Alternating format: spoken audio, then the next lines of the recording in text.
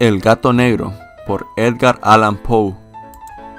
Ni espero ni quiero que se dé crédito a la historia más extraordinaria y sin embargo más familiar que voy a referir, tratándose de un caso en el que mis sentidos se niegan a aceptar su propio testimonio.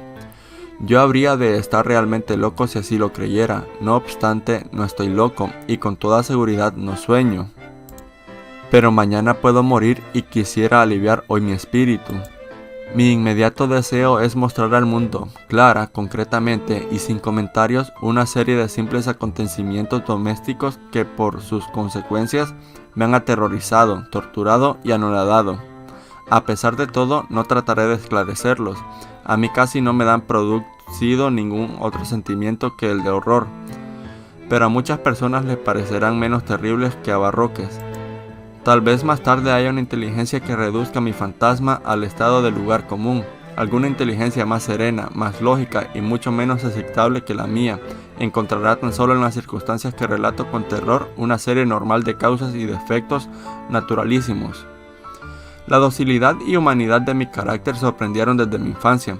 Tan notable era la ternura de mi corazón que había hecho de mí el juguete de mis amigos. Sentía una auténtica pasión por los animales y mis padres me permitieron poseer una gran variedad de favoritos. Casi todo el tiempo lo pasaba con ellos y nunca me consideraba tan feliz como cuando los daba de comer o los acariciaba. Con los años aumentó esta particularidad de mi carácter y cuando fui hombre hice de ella una de mis principales fuentes de goce. Aquellos que han profesado el afecto a un perro fiel y sagaz no requieren la explicación de la naturaleza o intensidad de los goces que eso puede producir. En el amor desinteresado de un animal, en el sacrificio de sí mismo, hay algo que llega directamente al corazón del que con frecuencia ha tenido ocasión de comprobar la amistad mezquina y la frágil fidelidad del hombre natural. Me casé joven. Tuve la suerte de descubrir en mi mujer una disposición semejante a la mía. Habiéndose dado cuenta de mi gusto por estos favoritos domésticos, no perdió ocasión alguna de proporcionármelos, de la especie más agradable. Tuvimos pájaros, un pez de color de oro, un magnífico perro, conejos, un mono pequeño y un gato. Este último animal muy fuerte y bello, completamente negro y de una sagacidad maravillosa. Mi mujer, que era en el fondo algo supersticiosa, hablando de su inteligencia, aludía frecuentemente a la antigua creencia popular que consideraba a todos los gatos negros como brujas disimuladas.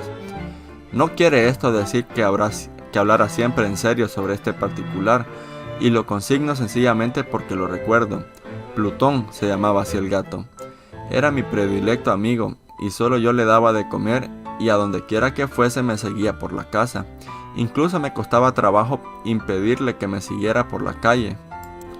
Nuestra amistad subsistió así durante algunos años, durante los cuales mi carácter y mi temperamento, me sonroja confesarlo, por causa del demonio de la intemperancia, sufrió una alteración radicalmente funesta. De día en día me hice más taciturno, más irritable, más indiferente a los sentimientos ajenos. Empleé con mi mujer un lenguaje brutal y con el tiempo la afligí, incluso con violencias personales. Naturalmente mi pobre favorito debió de notar el cambio de mi carácter.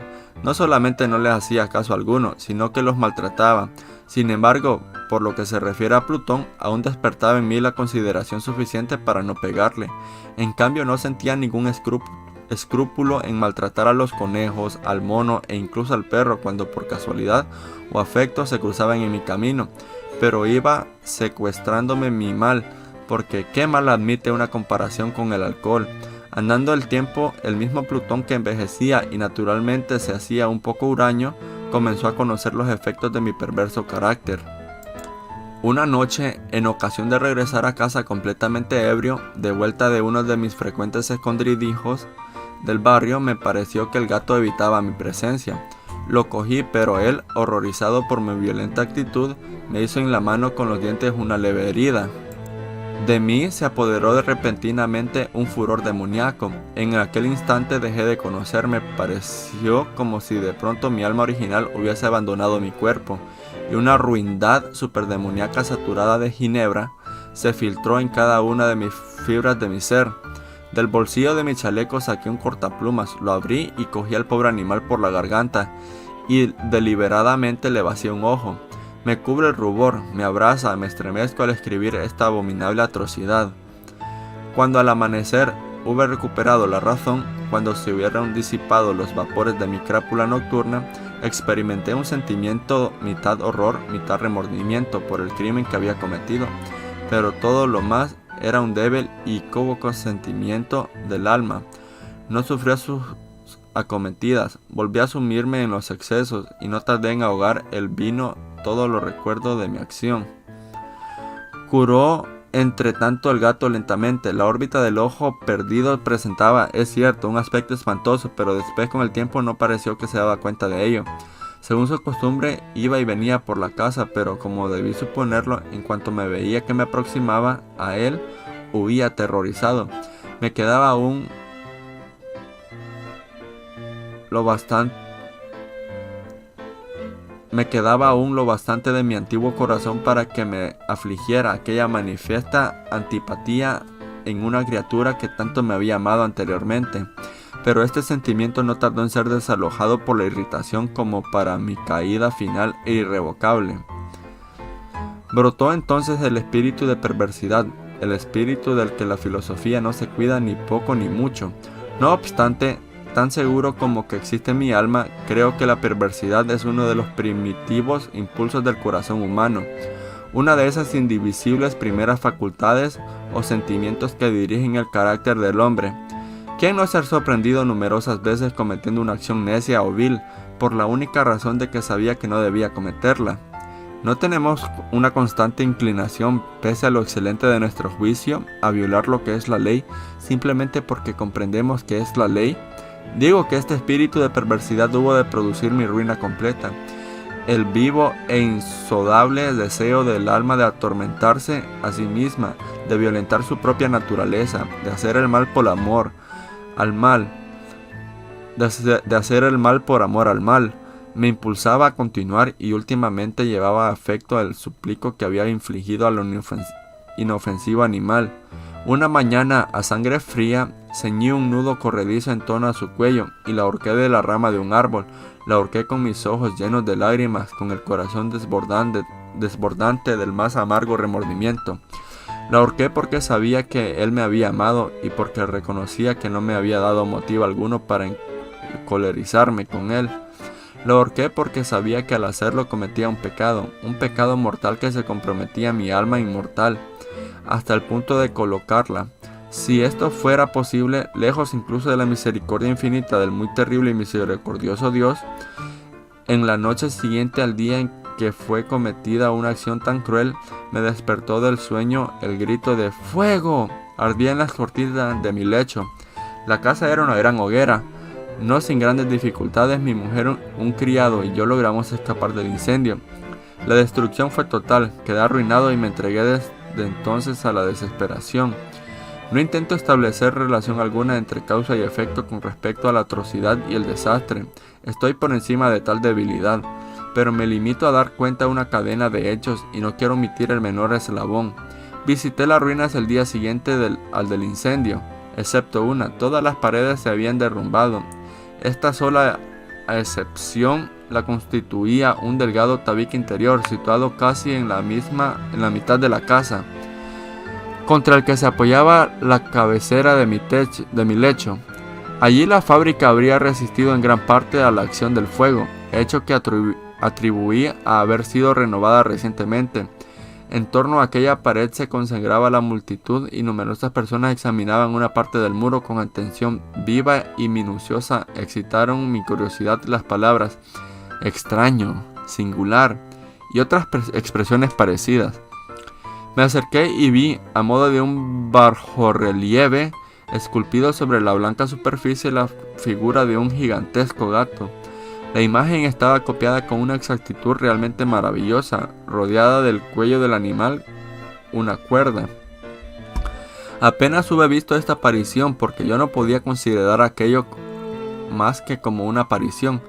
Mi asombro y terror fueron extraordinarios. Por fin vino en mi amparo la reflexión. Recordaba que el gato había sido ahorcado en un jardín continuo a la casa. A los gritos de la alarma, el jardín fue invadido inmediatamente por la muchedumbre y el animal debió de ser descolgado por alguien del árbol y arrojado a mi cuarto por una ventana abierta. Indudablemente se hizo esto con el fin de despertarme. El derrumbamiento de las restantes paredes había comprimido a la víctima de mi crueldad y el yeso recientemente extinguido.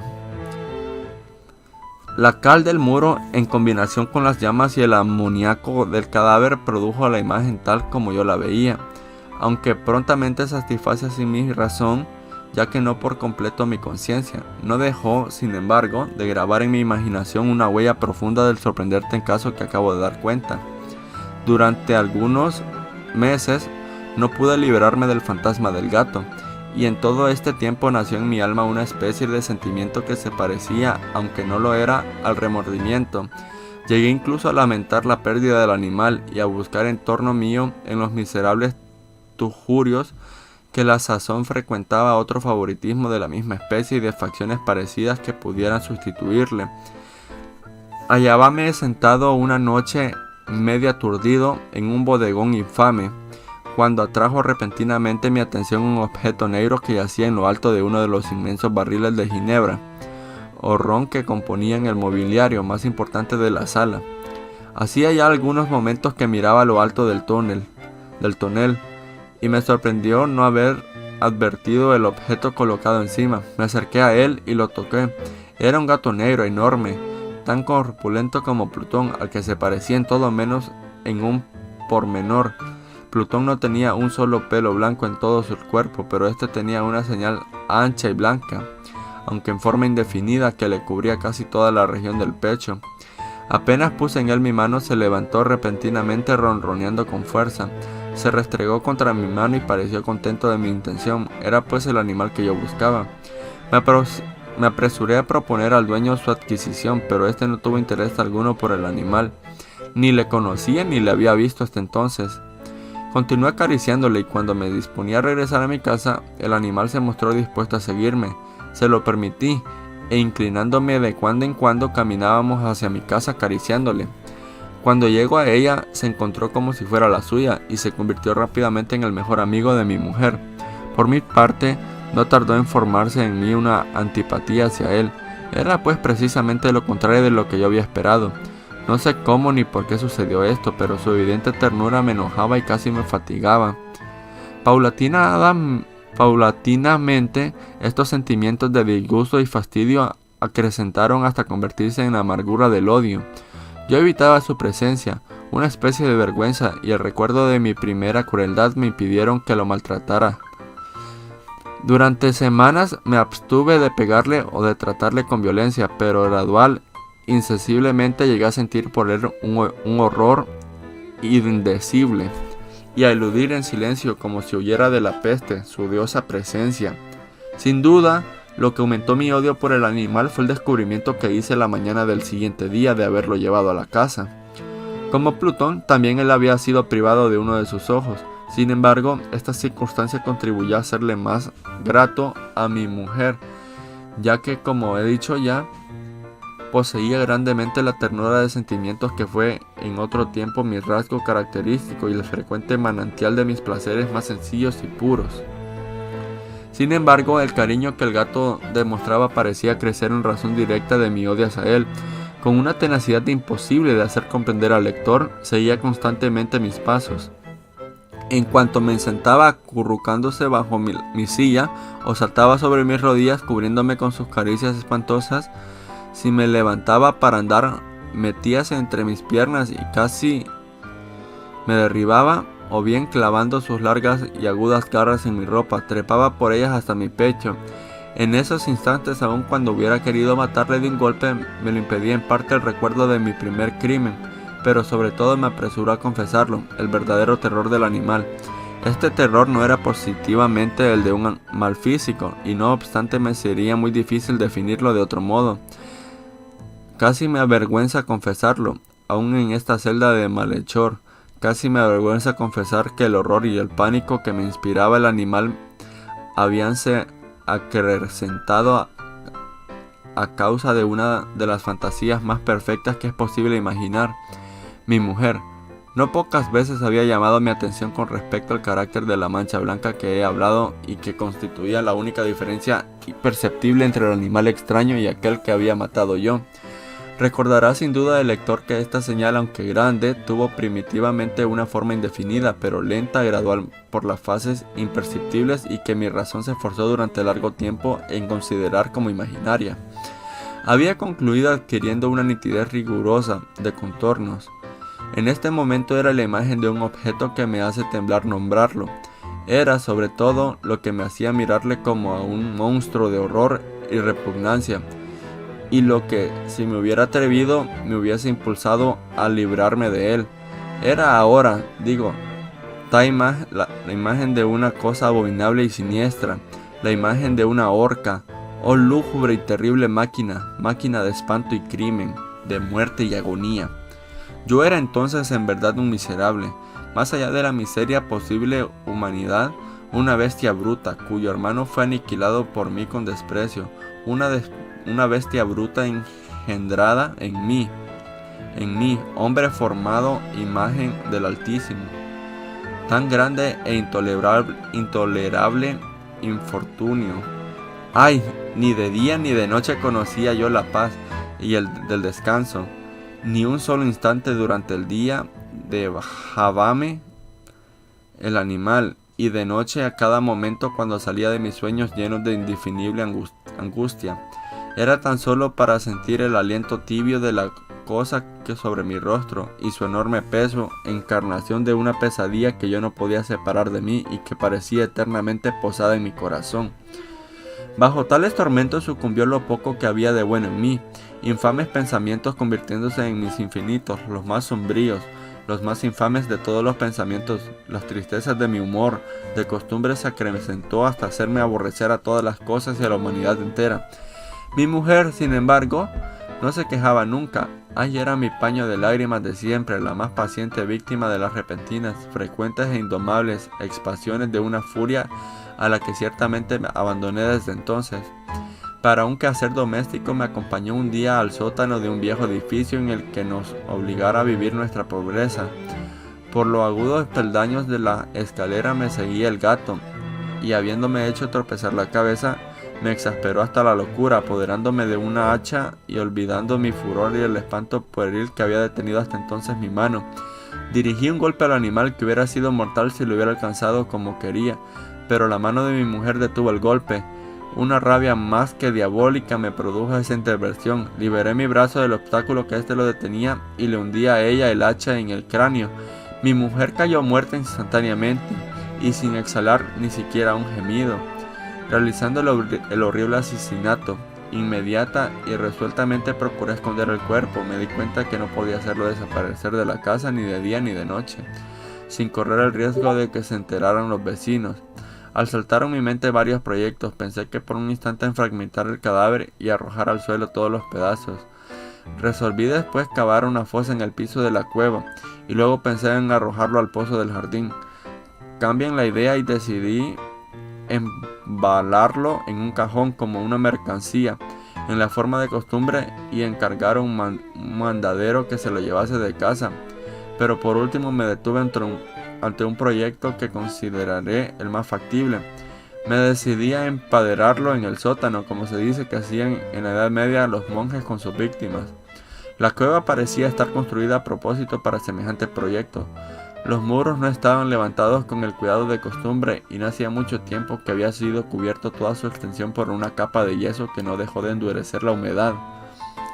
Por otra parte, había un saliente en uno de los muros, producido por una chimenea artificial o especie de hogar que quedó luego tapado y dispuesto de la misma forma que el resto del sótano. No dudé que sería fácil quitar los ladrillos de aquel sitio y colocar el cadáver y empaderarlo del mismo modo, de forma de que ninguna mirada pudiese descubrir nada sospechoso. No me engañó mi cálculo. Ayudado por una palanca separé sin dificultad los ladrillos y habiendo luego aplicado cuidadosamente el cuerpo contra la pared interior, lo sostuve en esta postura hasta poder establecer sin gran esfuerzo toda la fábrica a su estado primitivo. Con todas las precauciones imaginables me preocupé una argamasa de cal y de arena, preparé una capa que no podía distinguirse de la primitividad, y cubrí escrupulosamente con ella el nuevo tabique.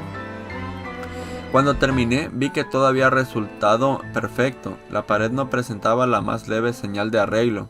Con el mayor cuidado barrí el suelo y recogí los escombros. Miré triunfalmente el entorno mío y me dije, por lo menos aquí mi trabajo no ha sido infructuoso.